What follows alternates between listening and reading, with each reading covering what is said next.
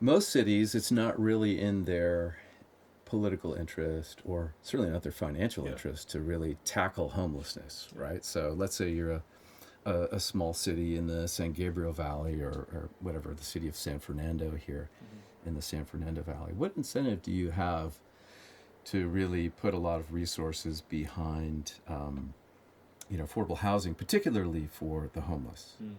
right? Because your constituency are typically your homeowners, and they are not interested in having homeless services close to them for reasons that I think most people know.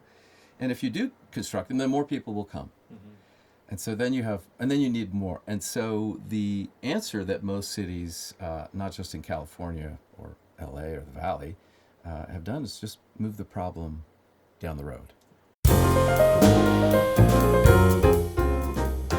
Welcome to Diving into Discourse. My name is Javier Rojas, and today I'm joined by CSUN political science professor Tom Hogen-Esch, and we're exploring the topic of homelessness in Los Angeles. So, Tom, there's a lot here we can start with, but let's give some background for listeners about what happened this past June with the Supreme Court. Yeah, so the ruling overruled the 2018 decision that the Fifth Circuit, a court of appeals, had made back in 2018 in another western city, Boise, Idaho. And it basically said that if a city is giving fines or imprisonment or any kind of sanction to homeless people, they have to offer them some shelter. And if they don't, then it's cruel and unusual to fine them or put them in jail. And recently, the recent Supreme Court decision basically said this is not a cruel and unusual Eighth Amendment decision, and so cities are now absolved of any formal responsibility to provide, housing for somebody who's homeless. Interesting. Can you provide a little background about what homelessness has been historically in California?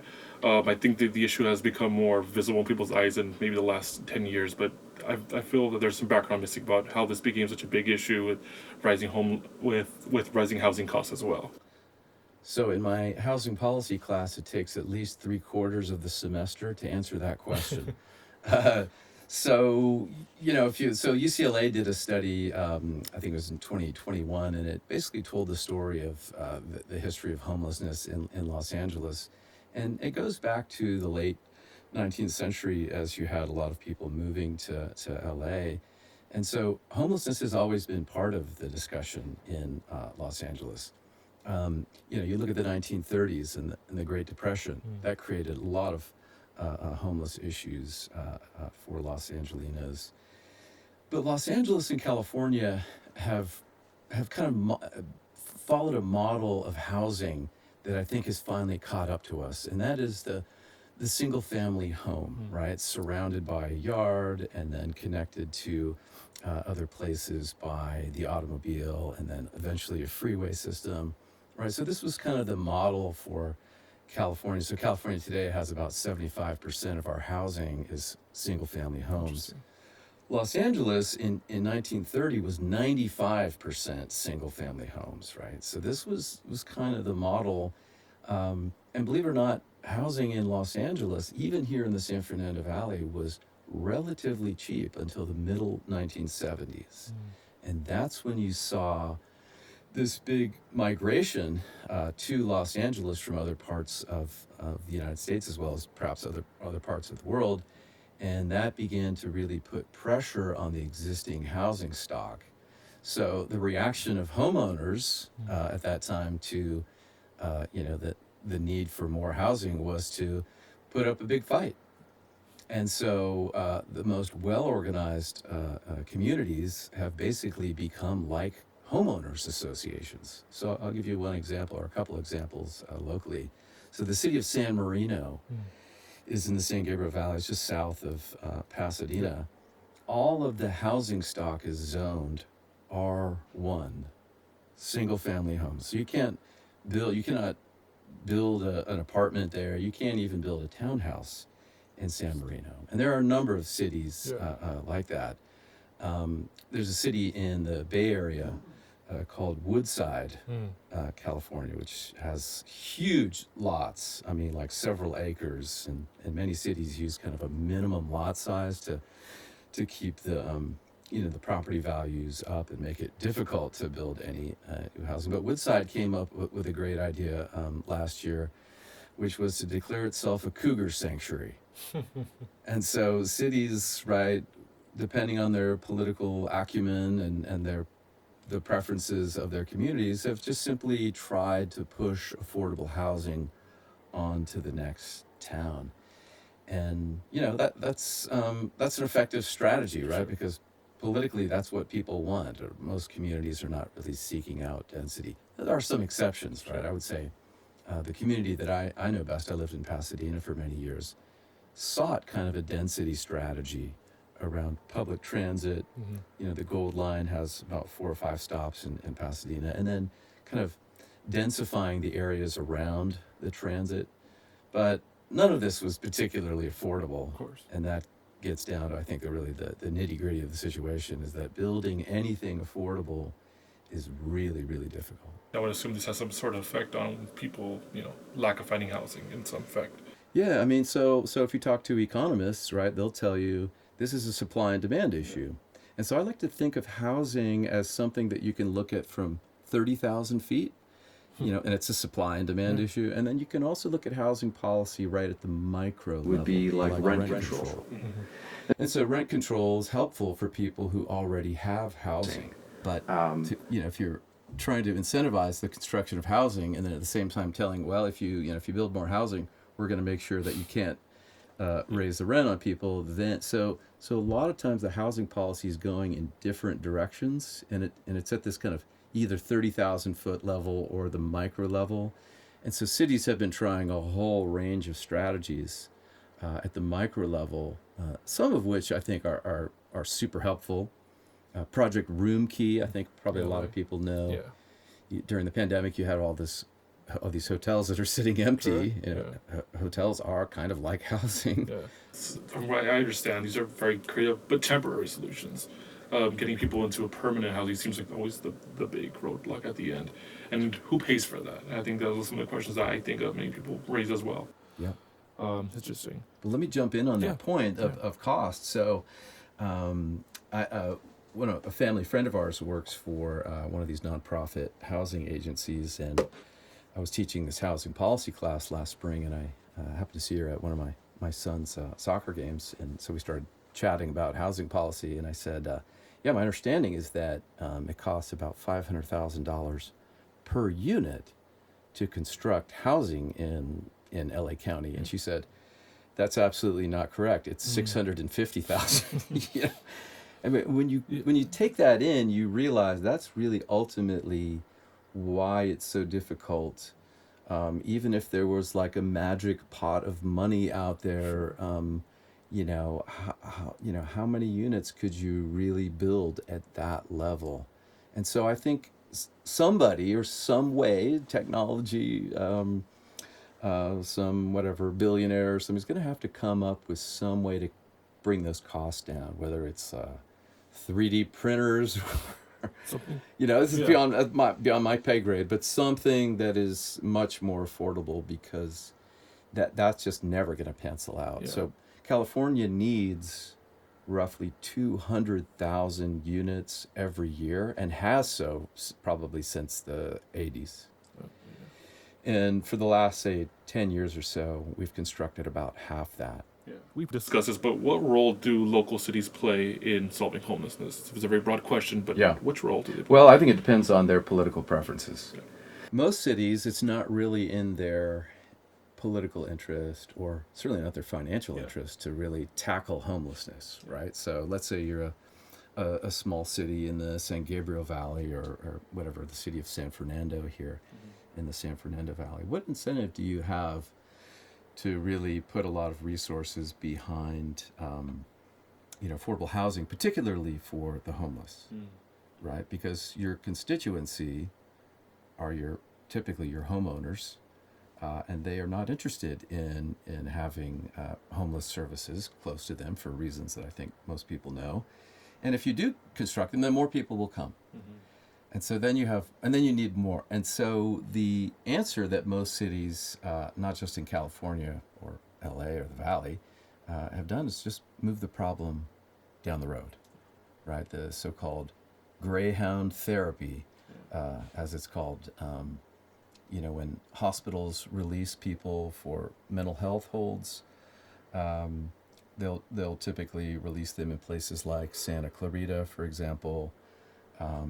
And then Santa Clarita will bus them to downtown Los Angeles. It's a whole cycle. Sounds like. Yeah, and what they say is that that's where the services are. So what are they going to do in Santa Clarita? So Santa Clarita is not sitting around saying, "Oh my gosh, we have to provide all these services," because they know what will happen. And I would assume if a small, medium-sized city had this issue on the front lawn, whatever, they would have only small shelter space to accompany to actually help them.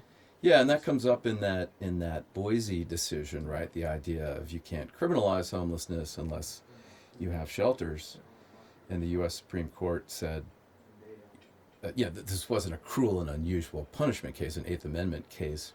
But, if that had become a national law, then cities around the United States would then be responsible for maintaining homeless, affordable housing, all the time.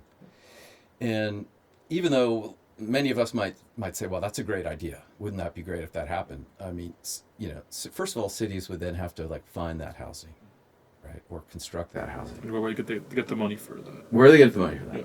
Second, you have to staff, and this is one of the elements of the problem that I think is kind of easily sort of lost. We think about, housing is just a unit with a bathroom and a kitchen sink or whatever. Most homeless people are facing some kind of mental health issue or substance abuse issue. And so you have to provide them these kind of wraparound services, mental health counseling, for example, medication. And so the people who provide the services need to be extremely experienced and trained.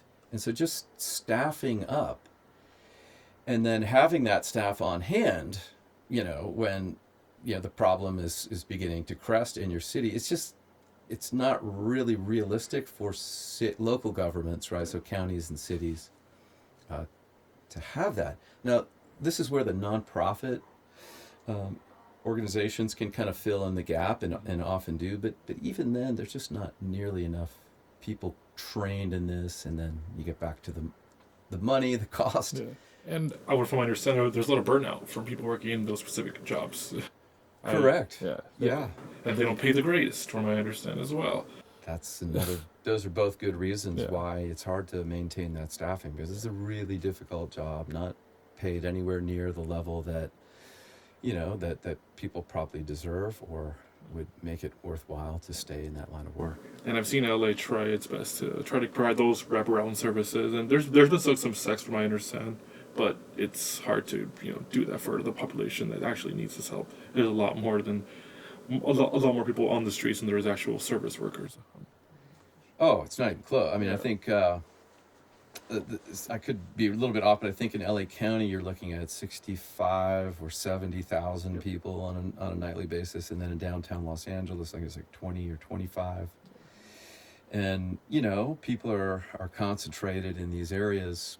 And that's been kind of the policy that the city of LA has sort of pursued for many, many decades, was to sort of contain homelessness, right? It seems like into one area, but that's right. Post-pandemic, seems like that's spilled over. Well, that's what has made this kind of a front and center political issue throughout the United States, right? And so once you saw homeless people showing up in the neighborhoods, and here in Northridge or Chatsworth, people were really shocked because, I guess you could say out of sight, out of mind for most people. Like, they'll pass an initiative or, proposition once every 5 or 10 years, but they don't want to see the reality of the situation in their neighborhood, right? To give them a sense of disorder and chaos. And so it's become a huge political issue, and, it's wrapped in our presidential politics. Yeah. And Governor Newsom has gotten caught up in this. Let's get into that. Recently, I believe it was 2 weeks ago, he was very outspoken, and he said that cities and counties aren't doing enough, pretty much. And he was threatening to withhold funding for them if there was any, recognizable action being taken. He pointed specifically to the LA County Board of Supervisors, one of the people that, one of the entities that hasn't been taking enough action.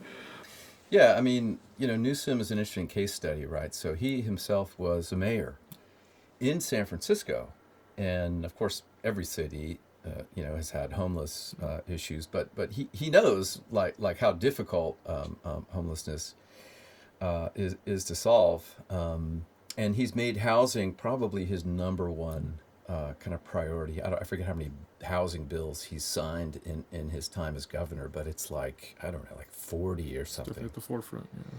And so, but at the same time, as a governor, trying to solve homeless is much more difficult than passing, for example, Senate Bill 9, which did away with single-family zoning. That was a huge deal. I never thought I would live long enough to see California do that. But so then Newsom becomes kind of wrapped up in our presidential politics, right? As California becomes kind of this boogeyman, as it's long been. As long as I've lived in California since the '80s, California has always been kind of the boogeyman for the right in this country. And so, if you watch, some of the media on the right, you see California is presented as just being completely out of control. Yeah. And then during the pandemic and afterwards, it literally was out of control. Yeah. Particularly in San Francisco. And so even the mayor of San Francisco now, seems to agree with the governor that the status quo can't continue.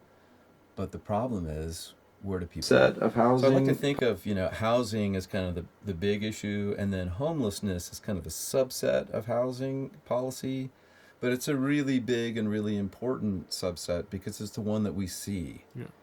Right, and that's the one I think that people respond to kind of emotionally. You see people on the street, and nobody likes, obviously, to see their fellow residents and of Los Angeles being homeless. And of course, lots of, just regular average people have been pushed into homelessness. Yeah, I'd like to touch on that point. I think, and this is from what I understand, is maybe in the 80s, 90s, you would see homeless here in Los Angeles, but it would be for different reasons. Maybe it was drug use, but today you see young families out in the streets, maybe because of higher rents, different reasons like that. Yep. Students. Yeah, exactly. Let's not forget students. Exactly. Yeah. People living in cars. Yep. I see many stories of college students living in their cars. Yeah. Seems like a lot of it has to do, like you said, with rents, reasons like that. Yeah. It's just interesting to see how that and that's another supply and demand issue, right? The cost of housing, has skyrocketed. The cost of rent has skyrocketed. There's also this interesting mismatch, right? So if you look at neighborhoods in the San Fernando, more kind of the more affluent neighborhoods, whatever, Studio City, Sherman Oaks, Encino, Woodland, just take that corridor, for example, and you look at the ratio of people living in the house to the square footage of the house or the number of bedrooms. I mean, you have like an average of like 2.5 people living in a lot of these houses, and then there's like 4 or 5 bedrooms. Yeah. And then you cross the freeway and you get into, whatever, Reseda or Canoga Park. Yeah. And then, the whole thing just flips. You have like 1 bedroom apartment or maybe a 2-bedroom or even a studio apartment, and you've got like 7 or 8 people living. Or even living in the garage, right? That's another very popular sort of housing strategy that people all over Southern California you have. And so cities have to like decide, are we going to enforce, are we going to allow people to live in a garage, with no plumbing? But are we going to allow the city people? of LA is sort of caught, right, in between, people, perhaps the neighborhood would like, more enforcement. If you live in San Marino, you wouldn't get away with that for 48 hours. Yeah. I mean, the cops would be, totally on that situation. But LA, has to respond. So these bigger cities can't really turn their back on homelessness in the way that a La Cañada can just sort of push people down the road. I know we talk about possible solutions, but is the straightforward answer, do you think, is it just building our way out of this? Yeah. I was reading one of these studies, just kind of refreshing my memory before I came over, and the author of the study said there are three main solutions to the affordable housing crisis in California. One is build more housing. Yeah. Two, build more housing, and three, build more housing. I mean, obviously, that's a little bit tongue in cheek, but at the end of the day, that's kind of the 30,000 foot solution. Yeah. And, it's difficult because we have given local jurisdictions, right, the ability to mainly govern land use, not just in California, but all over the country. Well, I just want to highlight something earlier I think I meant to say, and I didn't. Yeah. And that this affordable housing situation is now all over, not just the United States, but all over Western Europe, and I believe, some of the more industrialized places in East Asia as well. And so I feel like we're just at a time in history, similar to after World War II. So after World War II, GIs return home, there's this baby boom, and there's just not enough housing. And, at that time, that's when the automobile is taking over, and that's when the national government is now subsidizing mortgages. And so making it cheaper for suburbanization. And guess what? We've got all this land. I mean, if you've ever flown over the United States, this one thing we do have is plenty of space to build. Another point I would add is that there's lots of affordable housing in the United States. It just isn't in the major cities. That's one of the big talking points I hear. Why California and why Los Angeles? But obviously the weather, obviously, is one of the biggest, points as to being here. But yeah. Look, LA is a great place to live. I tell my students this all the time. LA is a great place to live. There's lots of great places to live in the United States where the houses are much cheaper. Like a third or a fifth of what you would pay now. Now the wages are also typically lower, but there are affordable housing and there are costs to that as well. So one of the things about Los Angeles is that we're kind of built out. There's no next valley. Yeah. Right. I mean, that's the big problem that we're facing. That's not what's being faced in like cities in Texas. Right. I mean, Houston and Dallas and Fort Worth, they just keep going out, and everybody says what a great job Texas is doing on affordable housing. But, their geography allows that. We've got the mountains, we've got the ocean, we've got a desert. And so, I mean, that's one answer to the affordable housing crisis. And I think a lot of families, at least anecdotally, are leaving California. Or at least leaving Los Angeles, like Orange County. There was an article in the LA Times, like, we're leaving Orange County, which has a medium housing, I think the median was like $1 million. And then they were going to move to Sacramento, which isn't actually that much cheaper, but, there are communities near Sacramento that are more affordable. But the concept of a super commuter is becoming very normal in Southern California. People doing that cross-county trek daily, which sounds terrible, and it is. I'm sure there's bad health effects to do with that. So, that's right. Oh yeah. So for those of us in the valley, the Antelope Valley has been the kind of next valley, and for a number of decades has been the place where people would seek affordable housing, and then pay the cost of that commute. And there's data to back that up. There are a whole bunch of costs, not just monetary costs, but mental health costs, more substance abuse among people with that kind of commute, and then also things like domestic abuse are also. So there are significant costs to, but telecommuting. Yeah. It's so interesting the way that nobody saw the pandemic coming, and yet the pandemic sort of shifted work in a way that made it more likely that you would be able to work from home. Now that's not for everybody, right? The service workers can't work from home. I'd like to hear your thoughts. I know one of the next big things that the city's gearing up for is the 2020 Olympics. I think one of the first things people talk about or just think about is what's going to happen with the homeless. What are your thoughts initially on that? Well, I mean, these are political events, right? The Olympics, and obviously LA wants to put on a good Of face course. for the world. But your question kind of reminds me of what happened when the Chinese President Xi visited Joe Biden in San Francisco. And my understanding is that the city of San Francisco literally corralled people into buses and moved them out for a few days. Yep. And then I suppose they found their way back.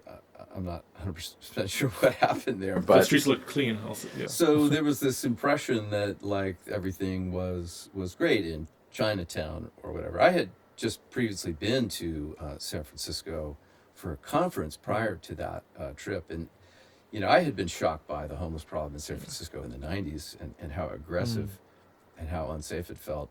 And that's pretty much how I felt when I visited there prior to that meeting. But so the Olympics are coming. The Olympics are events that are held in places like stadiums, Yeah.